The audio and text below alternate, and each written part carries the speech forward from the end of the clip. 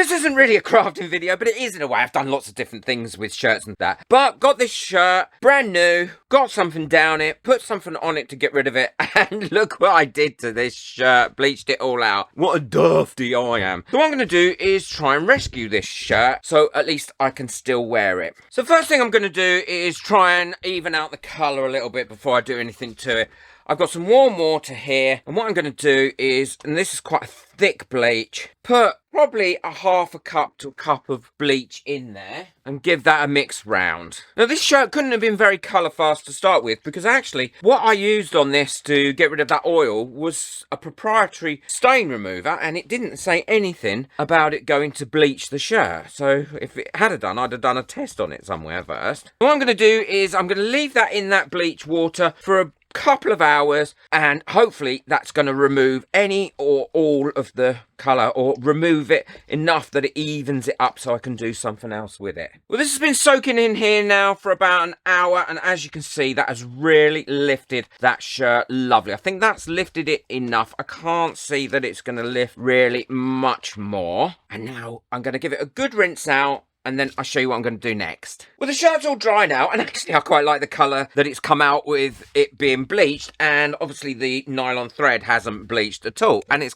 giving it highlights. But where it has bleached, it is a little bit patchy, where some of it is bleached out a bit more than others, so that's no good. So I'm not going to leave it like that. What I'm going to do now is make it nice and damp, wring it out so it's just damp, and then I'm going to tie-dye it, and we'll look what we're going to do there. Now, some people like to tie-dye dry, and others like to tie-dye damp. I'm sure there's a scientific reason for it. I actually prefer damp because I think it gives softer edges to it, but ultimately it's up to you. So what I'm going to do is I'm going to twist that side in like that, and twist that side in like that, twist that bit in there like that, and then twist that in there like that. Bunch that all together. I've no idea, I've never done this pattern before, so I've no idea what it's going to look like, but we will see. And now I'm going to try and keep it in that shape and put some elastic bands on it. And the dyes that I use, they just have to stay on for 24 hours, and then once they've been on for 24 hours, then they are permanent in there, and you can wash the item, which is quite important to be able to wash it, isn't it? Don't want all the dye coming off on your skin when you wear it. There, I'm happy with that bundle now. I'm working on a tray because obviously I don't want to make stain everywhere, and then I can just leave it on that tray when I'm working. And now I've got my gloves on because obviously I don't want to be working with it and no gloves on because I don't want it to stain my hands. Give me dyes a good shake, and this is the kit that I'm using. I'll link it in the description below, so don't worry. And I've chosen rose, black,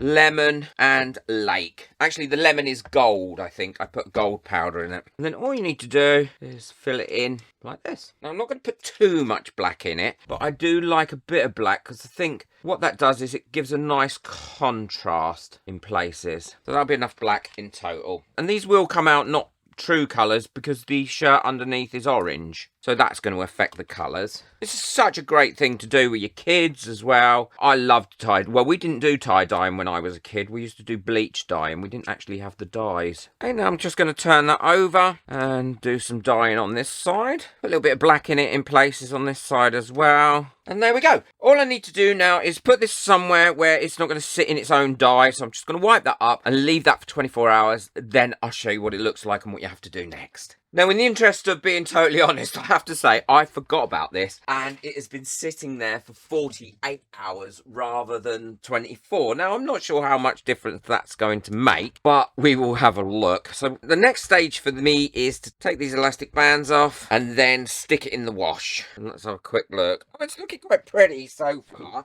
But we won't really know until we've put it in the wash. So I'm going to stick it in the wash on a soft wash, and then I'll show you what it looks like once it's completely washed and dry. Well, the shirt's all finished, and I really like how it's come out. It certainly saved chucking it away because it had a big bleach patch there. And it's something that I will definitely wear throughout the summer. Well, next summer. It's really come a nice pattern, and the colours do show. Hope you've enjoyed this video. Boot that like button, hit that subscribe button, and check out some of my other videos as well on where I've been tie-dyeing or using dye, because you can do so much with it. It's great. Take care. Enjoy your crafting. Bye.